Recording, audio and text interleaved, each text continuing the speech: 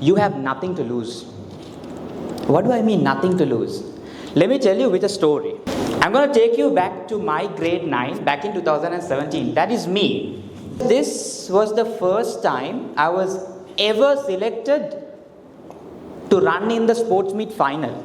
I ran like a horse with blinders on. Like I stood on the track, I was looking at my track, I was running just towards the ending. I didn't know what was happening to my right, I didn't know what was happening to my left. I just ran. The following years what happened? So 17, 18, 19, 20, I've been achieving a lot in terms of sports, in terms of clubs and societies. I also became the lead announcer of my school. I also became the head prefect of my school. Even in my last year, 100 meter first, 200 meter first, 4 into 100 meter first, I am the best sportsman of the year. It's already decided. But in our school, we have this special race called the best sprinter of the year. So what they do is they take the fastest 2 runners of each age category and they put them all in one track and you have to run with them. So you have to run, if I'm grade 13, I have to run with the grade 12. I have to run with the grade 11, I have to run with grade 10s, I even have to run with the grade 7s. So now, since I am also the head prefect, I was standing on one corner of the ground.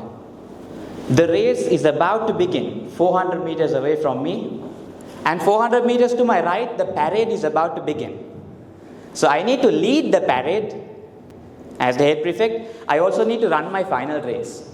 So I'm thinking, what do I do now? Do I run the race or do I go for the parade? Or do I go for the parade? Do I go for the race? Do I go for the parade? Do I go for the race? Okay, let me go for the race. I grabbed my spike and I ran as fast as I could for 400 meters till the starting point.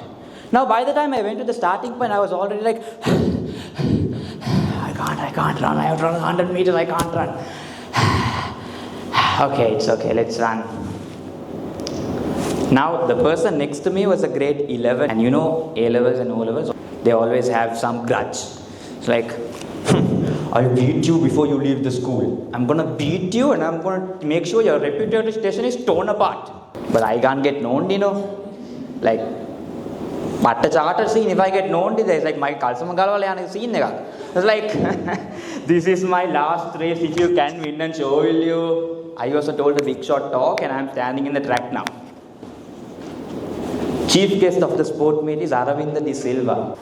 My parents are watching, my family is watching, the entire parade is standing and we are about to start the race.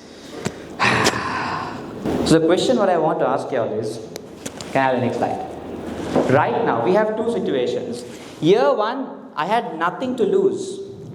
And my last year I had everything to lose. My legacy, my achievement, my reputation, all the things that I built over the years. My question for you all is, where do you all stand right now? Exactly. I think almost all of you all have nothing to lose. This is the age for you to experiment. This is the age for you to try and make mistakes. Today many speakers got lost on stage. They didn't have words. They ran from the stage. They tried again and again. But like Coach Anderson said, we are so proud of you. Because you have nothing to lose. We want you to make mistakes. And we want you to learn from it. And make new mistakes and learn from those mistakes. So this is the World Cup finals between Messi and Mbappe. Messi had everything to lose because it was his final World Cup he's ever played. He had so much built, a big legacy. One of the greatest footballers of all time. He has to win the World Cup and Mbappe has a long way to go. So he has nothing to lose. So this is pretty much a picture of nothing to lose versus everything to lose for the football fans.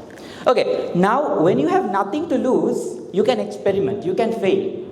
But when you have everything to lose, you also get an advantage. When you have everything to lose, that means already you are in a very good position and you can show some really good show when you're doing something.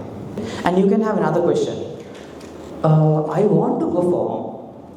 I'm really interested to perform, but my inner thought is telling that I can't perform.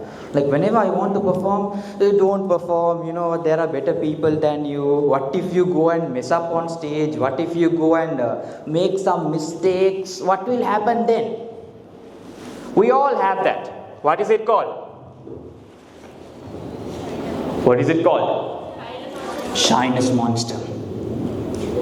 Imagine that this is a forest and I'm giving a Discovery Channel commentary. In the wild savannah of the school auditorium, the young speaker decides to speak, breaking all its fears. But he doesn't know that danger awaits. Behind the woods and behind the board of ICP is the rare but deadly Shyness Monster, the cousin of the awkward armadillo and the procrastination panther. The moment the learner decides to talk, the Shyness Monster pounces and grabs the throat and plants one thought in its head. What if you mess up? Go and have your seat. And the learner decides to go back to his seat. This is what happens, right, in school? Here, of course, obviously you have to come and talk, otherwise you are pushed to talk. But in school, nobody pushes you and you go back to your seat. Shyness Monster is a real animal and you need to tame it. It is tameable. If you don't tame it, it will tame you.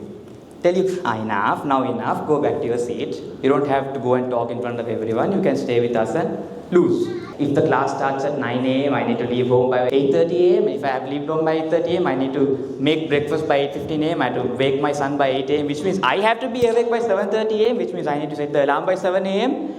And you set the alarm for 7 a.m. and you hit the snooze button.